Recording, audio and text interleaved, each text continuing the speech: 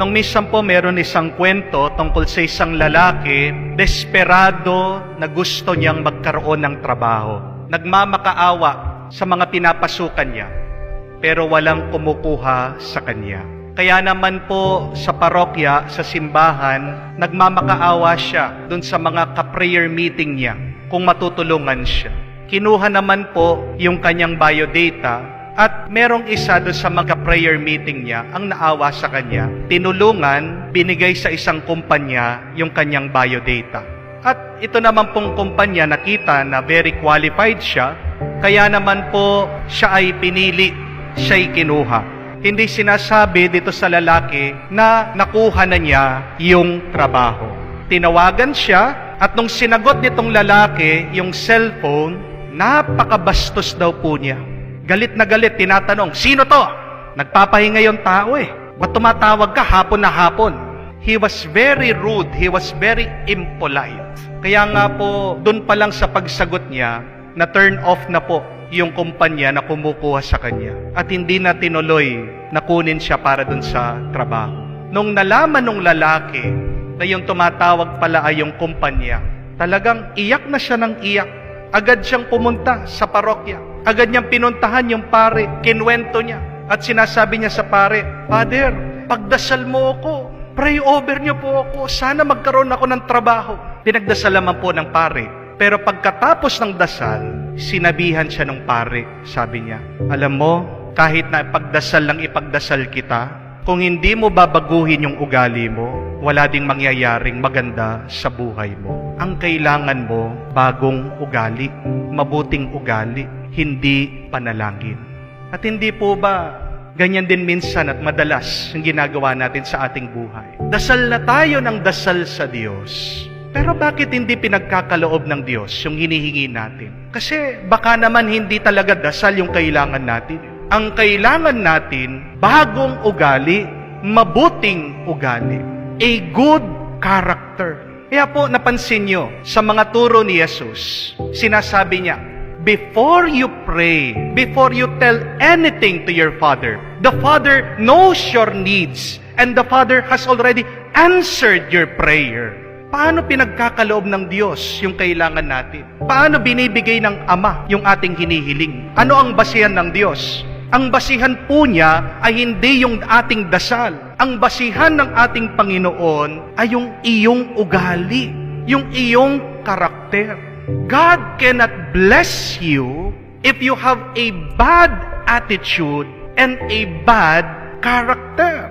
Tandaan niyo po yan. Character is a virtue.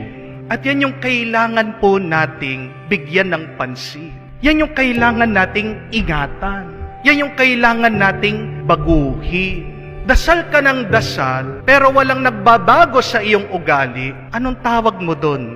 Yung kinaiinisan ng ating Panginoon. Pagiging hipokrito. Pagbabalat kayo. Pagiging peke. Aanuhin mo ang dasal kung walang nagbabago sa iyong pagkatao. Do you want to be blessed? Then change your character.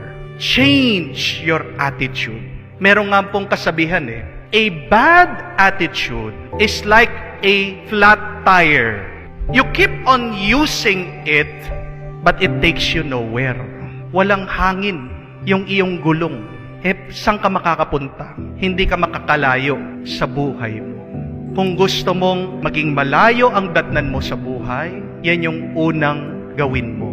Palitan mo ang iyong ugali, gawin mong mabuti.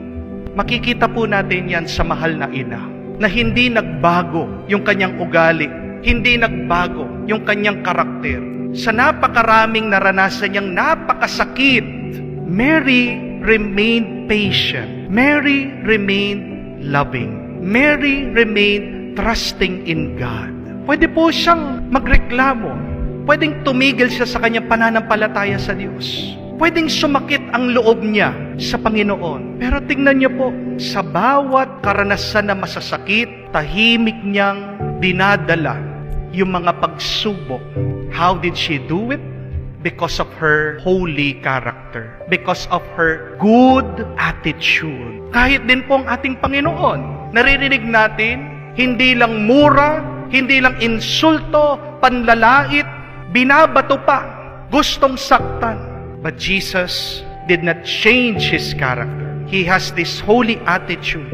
Nagpatuloy siya sa kanyang mission. Pumunta siya sa mga tao na kung saan tanggap siya at pinagpatuloy niya ang pangangaral ng mabuting balita.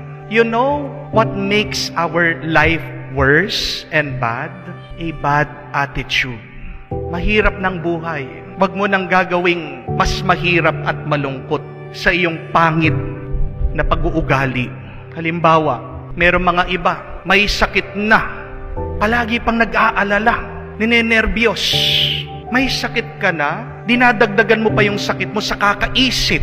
You are in a bad situation, you make it worse with your attitude. Merong mga iba, baon na sa kanilang utang. Ano yung attitude nila? Ang tamad-tamad. Ayaw magtrabaho. Nasa bahay na lang. Pinapaasa na lang sa iba. Bad situation becoming worse because of the bad attitude. Nakaka-stress na sa trabaho. Nakaka-stress na sa bahay. Abay, nakakalimutan pang magdasal, magpasalamat sa Diyos. Nakaka-stress na sa buhay. Nakakalimutan pang ngumiti. You're already in a bad situation. Do not make it worse with your bad attitude. Let us learn from Mary and from Jesus. Kahit anong nangyaring masama sa kanilang buhay, nanatili yung kanilang mabuti at banal na ugali. A good character is a virtue. And if you want to receive a miracle in your life, do not just pray. Try to change your attitude from a bad one to a good one.